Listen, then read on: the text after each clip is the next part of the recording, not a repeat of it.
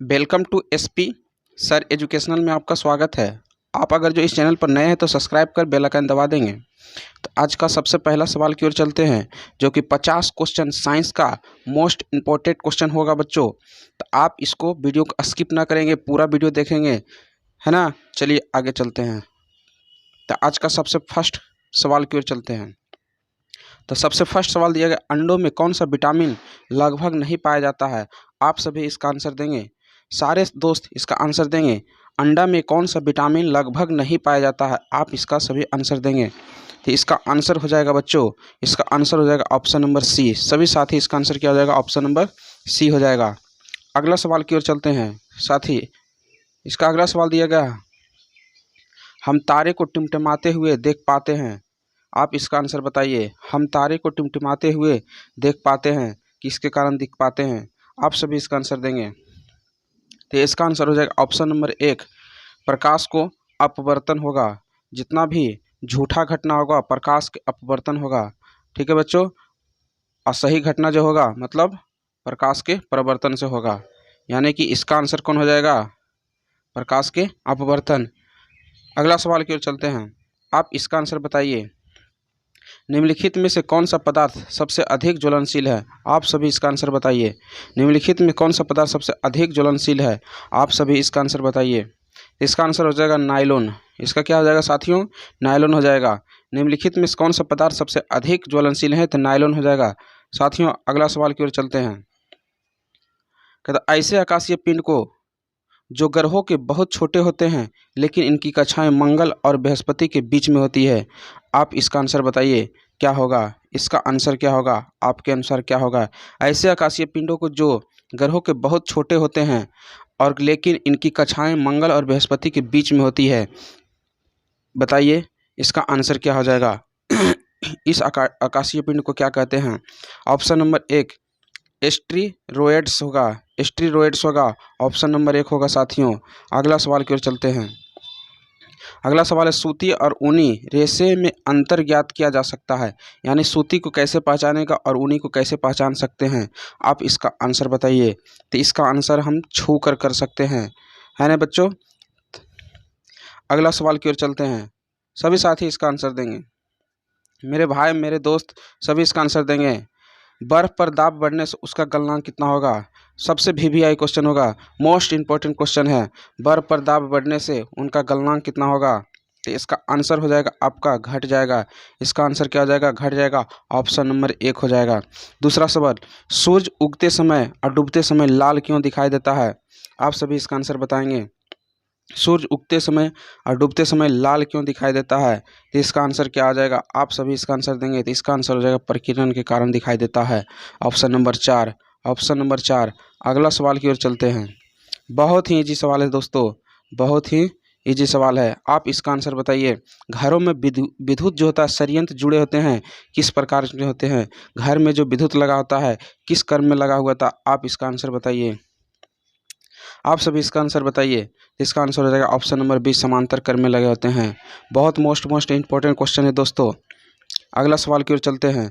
केतली में पानी का गर्म होना उदाहरण बताइए। केतली में जो पानी गर्म होता है कैसे गर्म होता है, आप सभी इसका आंसर बताएंगे। पेट केतली में कैसे गर्म होता है, तो इसका आंसर हो जाएगा ऑप्शन नंबर बी, संवहन के कारण होता है। संवहन के कारण होता है। कहेगा लोहा गर्म किसके कारण होता है, तो चालन के कारण होगा दोस्तों। लोहा किसके गर्म होगा, चालन के कारण होगा। कहेगा सूर्य की ऊर्जा पृथ्वी तक किसके कारण से, तो विकिरण विधि से आते हैं, विकिरण विधि से आते हैं। अगला सवाल की ओर चलते हैं दोस्तों। आपको अगला सवाल, लोहे में जंग लगना एक क्या है, आप कैसा परिवर्तन बता सकते हैं, आप बताइए दोस्तों। इसका आंसर क्या हो जाएगा। लोहे में जंग लगना एक कैसा परिवर्तन है, आप सभी इसका आंसर बताइए। लोहे में जंग लगना कैसा परिवर्तन है, तो रासायनिक परिवर्तन हो जाएगा। लोहा में जंग लगने के बाद रासायनिक हो जाता है दोस्तों। जो मिल जाए उसे कहते हैं रासायनिक परिवर्तन, जो ना मिले उसे रासायनिक परिवर्तन, जो ना मिले उसे रासायनिक परिवर्तन, जो मिल जाए उसे भौतिक परिवर्तन कहते हैं, उसे भौतिक परिवर्तन कहते हैं। जो ना मिले उसे क्या कहते हैं, रासायनिक परिवर्तन। यानी लोहा एक बार जंग लगने पर मिलता है दोस्तों, नहीं तो कैसा हो जाएगा, रासायनिक परिवर्तन हो जाएगा। अगला सवाल की ओर चलते हैं दोस्तों। अगला सवाल आप इसका आंसर दीजिए।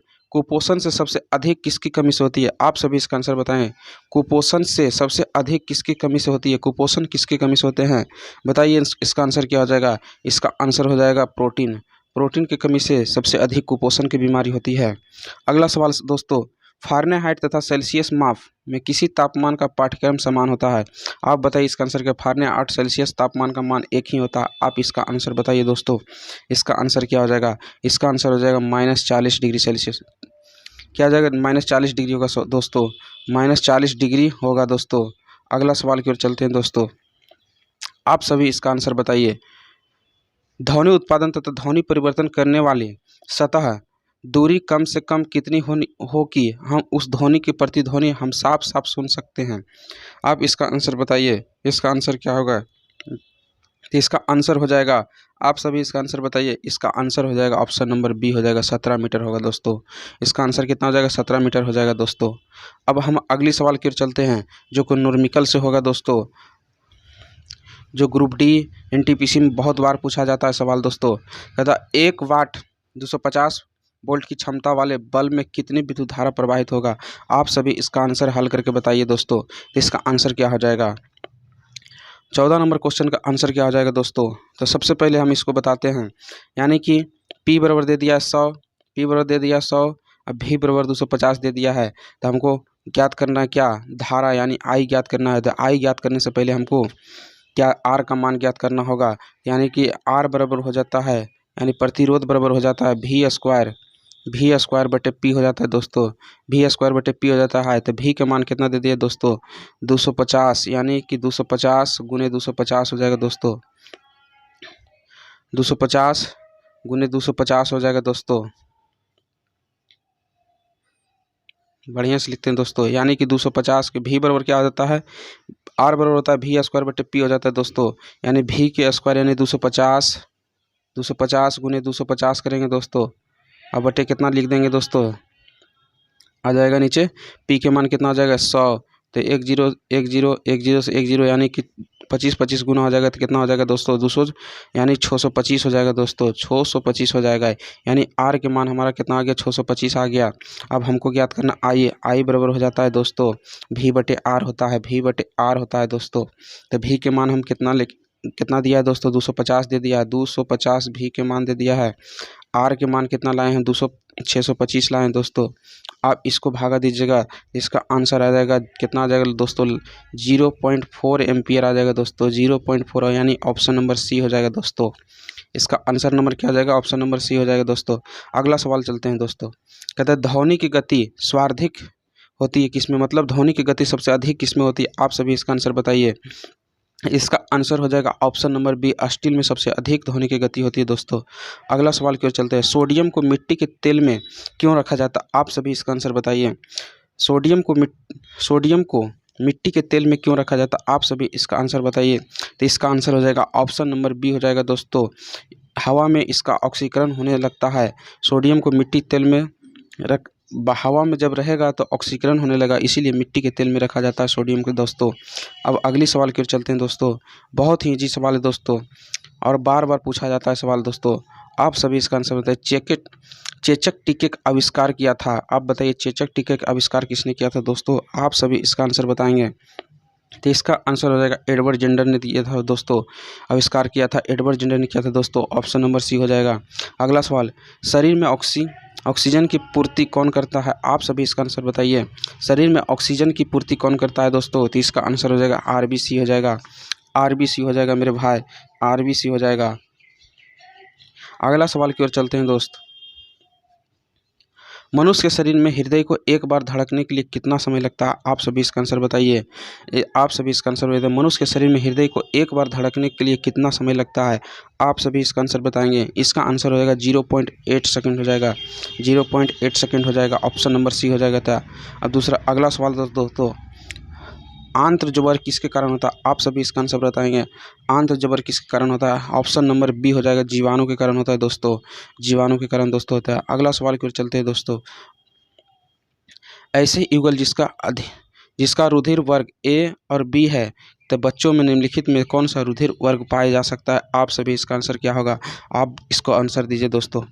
ऐसे युगल जिसका रुधिर वर्ग क्रमशः ए और बी है कि बच्चों में निम्नलिखित में कौन सा रुधिर वर्ग पाया जाएगा दोस्तों, आप सभी इसका आंसर देंगे। तो इसका आंसर हो जाएगा ऑप्शन नंबर सी।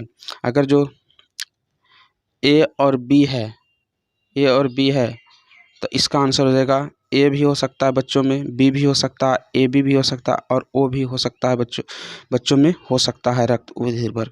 अब अगला सवाल चलते हैं दोस्तों। निम्नलिखित में कौन सा एक संक्रामक रोग नहीं है, आप इसका आंसर बताइए। 22 नंबर सवाल का आप आंसर बताइए। संक्रामक रोग नहीं है, आप इसका आंसर दीजिए। इसका आंसर क्या हो जाएगा, तो टेटनस दोस्तों संक्रामक रोग नहीं है, बाकी सब संक्रामक रोग है दोस्तों। अगला सवाल की ओर चलते हैं दोस्तों।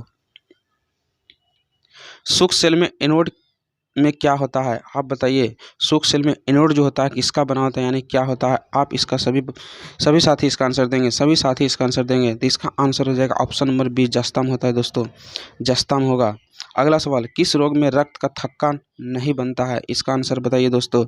इसका आंसर क्या हो जाएगा, रक्त का थप्पा नहीं बनता है, यानी रक्त का थक्का नहीं बन सकता है, तो हीमोफीलियम नहीं बन सकता है, ऑप्शन नंबर बी। अगला सवाल दोस्तों चलते हैं। इसका आंसर बताइए दोस्तों, क्या हो जाएगा आपके अनुसार, इसका आंसर क्या हो जाएगा दोस्तों।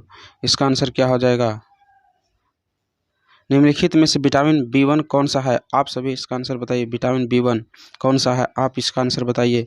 तो इसका आंसर हो जाएगा ऑप्शन नंबर बी, थायमिन हो जाएगा, विटामिन बी। आंसर बताइए दोस्तों।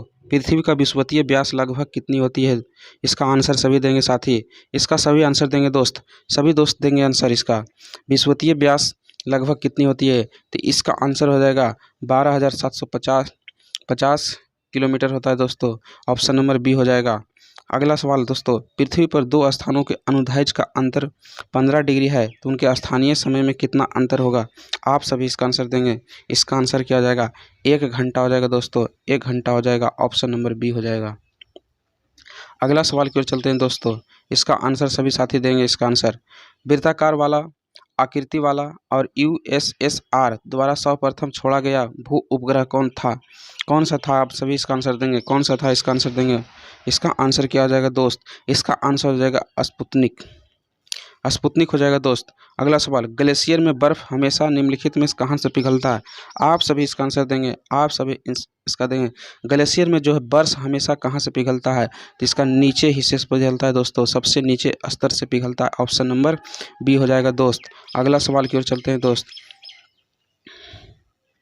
अगला सवाल, किसी अक्रिय गैस में 72 कोश में इलेक्ट्रॉनों की संख्या कितनी होती है, आप सभी इसका आंसर दिखाइए। अक्रिय गैस के 72 कोश में कितना इलेक्ट्रॉन होता है, आप सभी इसका आंसर दिखाएंगे। तो इसका आंसर क्या हो जाएगा, इसका आंसर क्या होगा, आप सभी इसका आंसर देंगे। इसका आंसर हो जाएगा ऑप्शन नंबर 3, यानी कि 8 होता है 72 कोश में।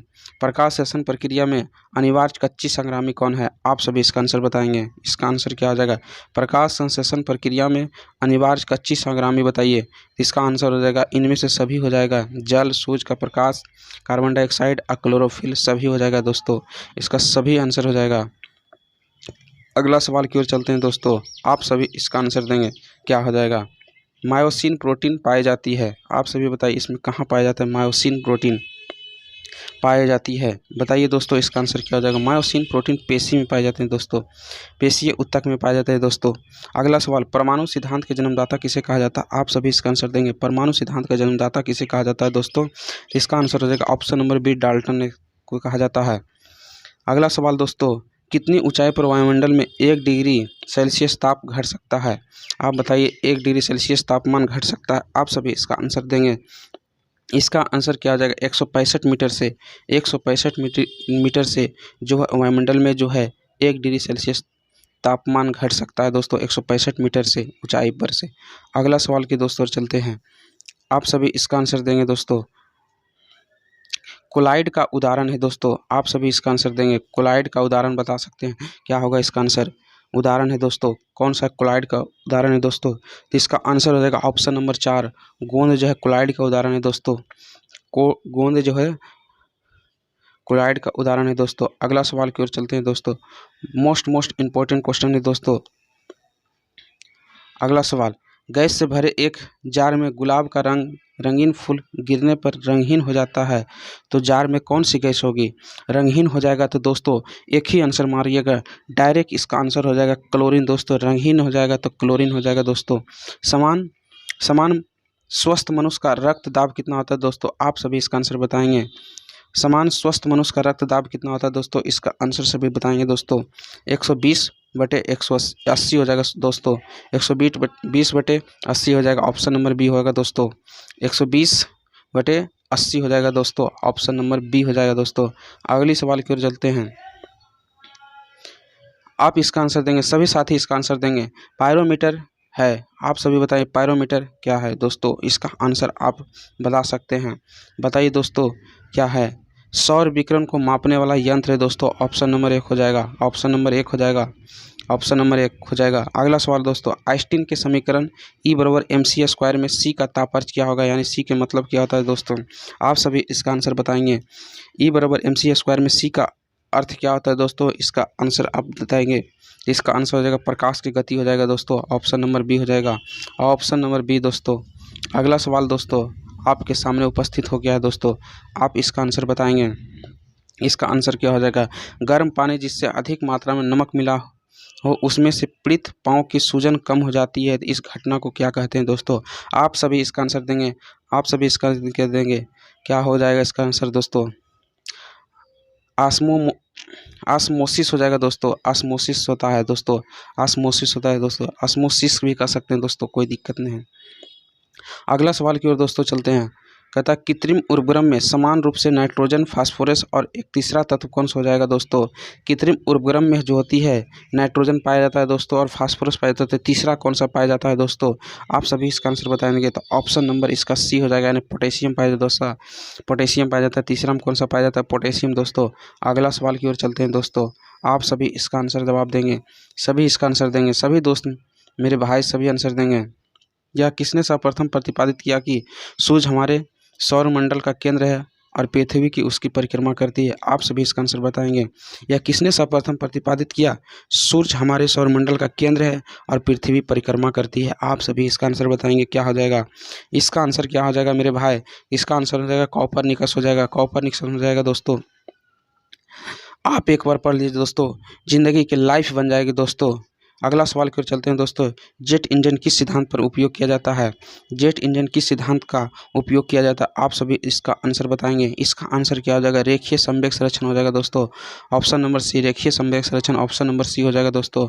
अगला सवाल की ओर चलते हैं दोस्तों, आप सभी इसका आंसर बताएंगे। विद्युत ऊर्जा को यांत्रिक ऊर्जा में बदला जाता है, आप सभी इसका आंसर बताएंगे। विद्युत ऊर्जा से यांत्रिक ऊर्जा में कौन सा बदलता है दोस्तों? विद्युत लेगा और यांत्रिक ऊर्जा छोड़ देगा तो वो हो जाएगा हमारा दोस्तों मोटर हो जाएगा दोस्तों, मोटर हमारा हो जाएगा। अगला सवाल की ओर दोस्तों, कंप्यूटर आंकड़ों में गलत को निम्नलिखित में से क्या कहते हैं? गलत को क्या कहा जाता है दोस्तों? गलत को क्या कहा जाता है दोस्तों? उसको बग बोलते हैं दोस्तों। ऑप्शन नंबर सी हो जाएगा, ऑप्शन नंबर सी हो जाएगा। अगला सवाल की ओर चलते हैं दोस्तों। अगला सवाल क्या हो जाएगा? सभी साथी इसका आंसर देंगे। इसका आंसर क्या हो जाएगा? पृथ्वी के केंद्र पर वस्तु का क्या होगा? आप सभी बताएंगे। पृथ्वी के केंद्र पर वस्तु का क्या होगा? आप सभी इसका आंसर बताएंगे। पृथ्वी के केंद्र पर स्थित वस्तु का क्या हो जाएगा? द्रव्यमान जो है अपवर्तित रहेगा और भार शून्य हो जाएगा दोस्तों। द्रव्यमान अपवर्तित रहेगा, भार शून्य हो जाएगा, यानी ऑप्शन नंबर बी हो जाएगा दोस्तों।